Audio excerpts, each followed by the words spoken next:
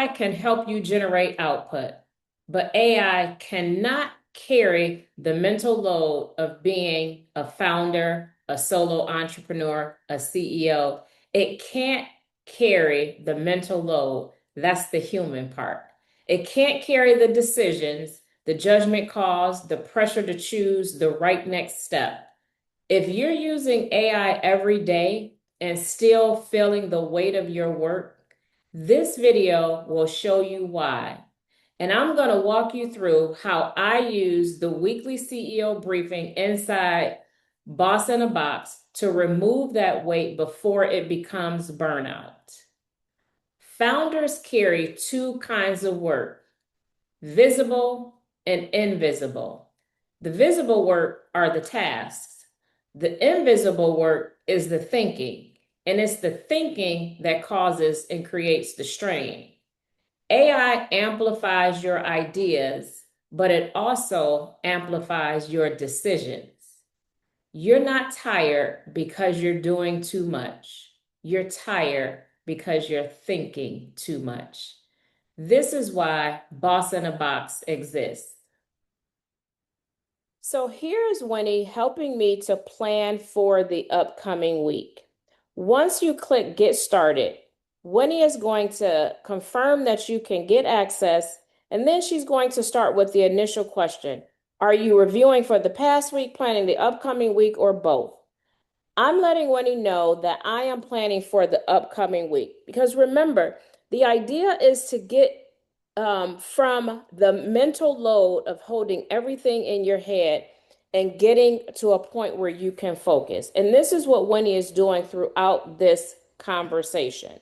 So she asked question one, what's the top priorities? I give her the top priorities for the week: follow-up meetings, a discovery meeting, and then I also want to focus on doing my more YouTube videos for Boss in a Box. She asked question two, what do I want to happen? What does basically a win or a successful week look like? I give her that information. And then she moves to question three.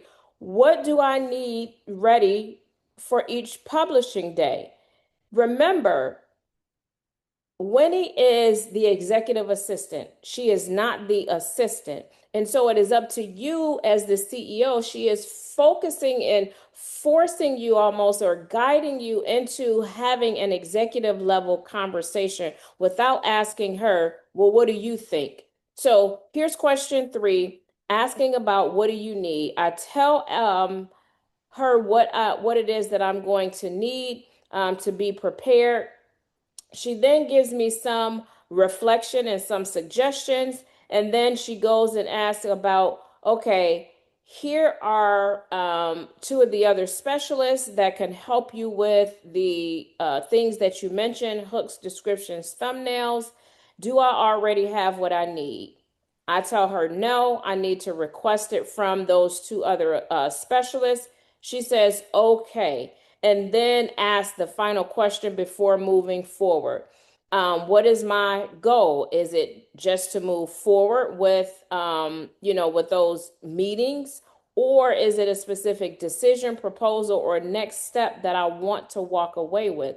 So here she wants to know, what are the priorities? The more context that I would give it, like if she knew already like what my yearly goals, my quarterly goals were, she can compare that information to those goals that she already has and make sure that I stay on track. So I give her that information about what I want to walk away with, and then she starts doing her thing. She goes into making sure what my priorities are for the week. I tell her all three, and she gives me the executive summary report.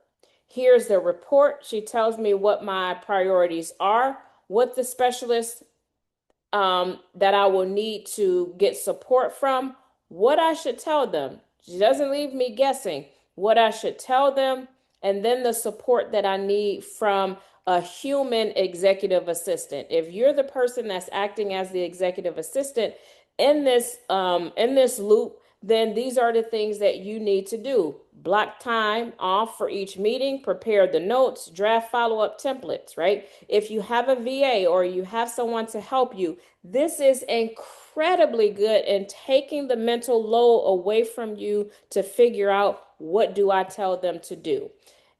Priority number two, same thing. Who's the specialist? What do you tell them? What support do you need from a human in the loop?